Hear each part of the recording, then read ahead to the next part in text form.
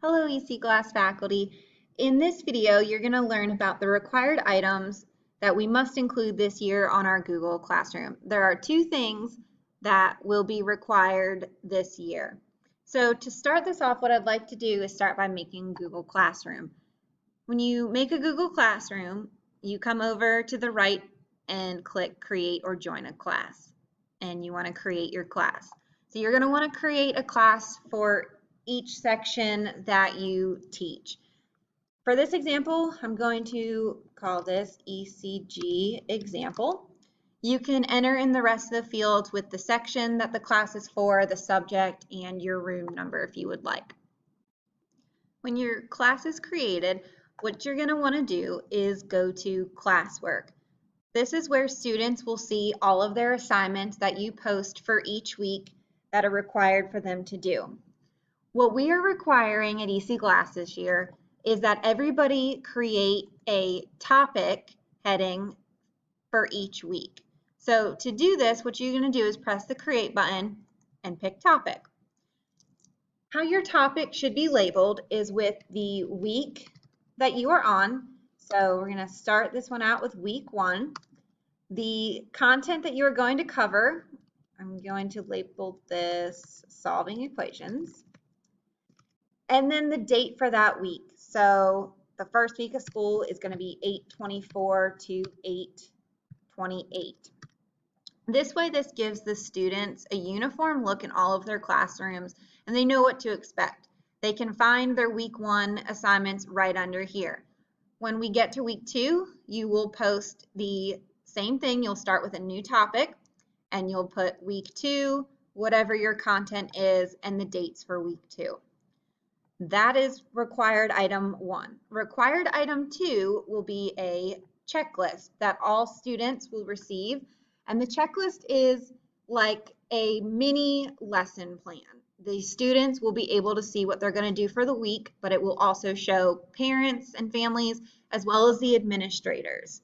So you're going to want to create an assignment and title it so that it reflects your topic for the week.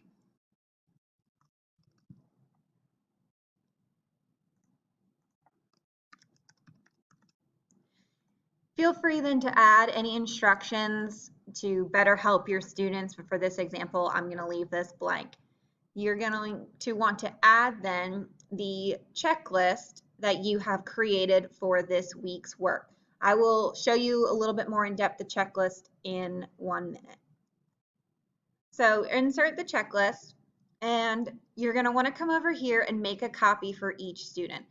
When you make a copy for each student and assign this to your classroom, when each student goes onto their Google Classroom and clicks it on, it will already have made a copy for them where they can just start filling it out and putting in their dates that they complete their assignments.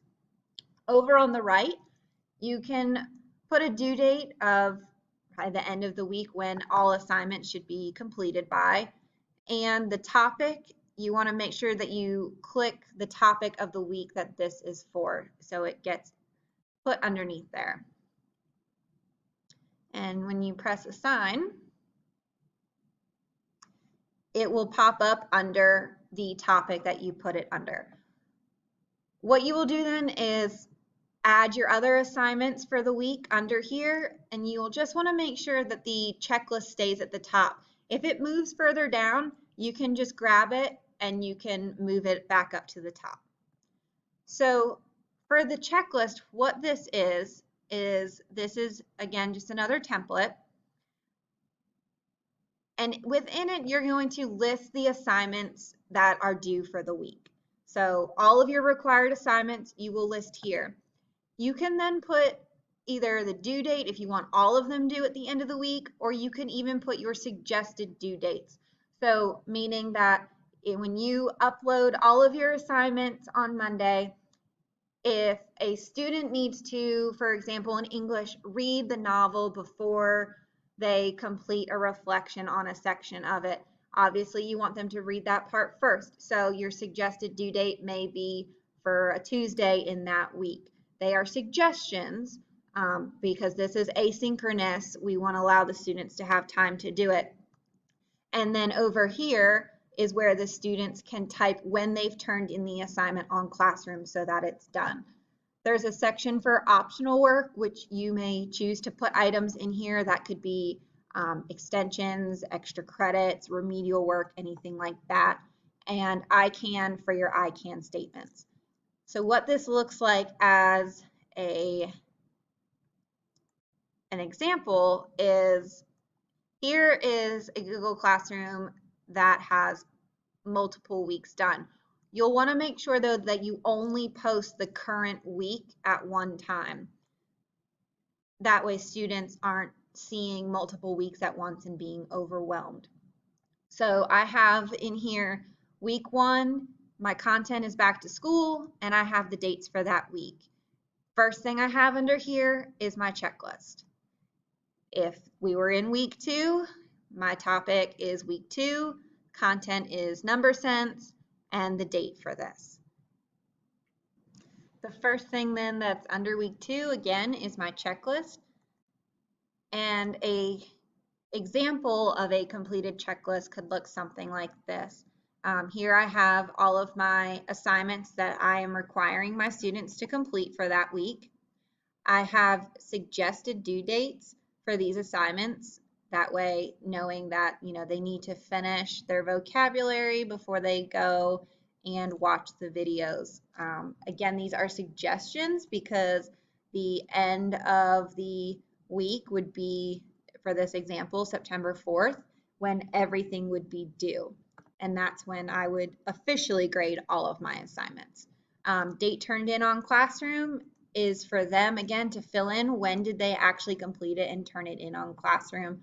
I have a couple optional assignments that they can look at, and their I can statement so they know what they should be able to complete at the end of the week.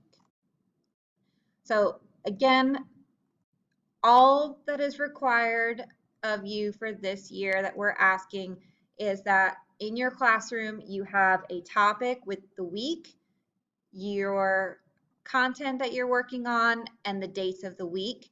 And then under that, you have your checklist for that week. The blank checklist will be coming out to you very shortly.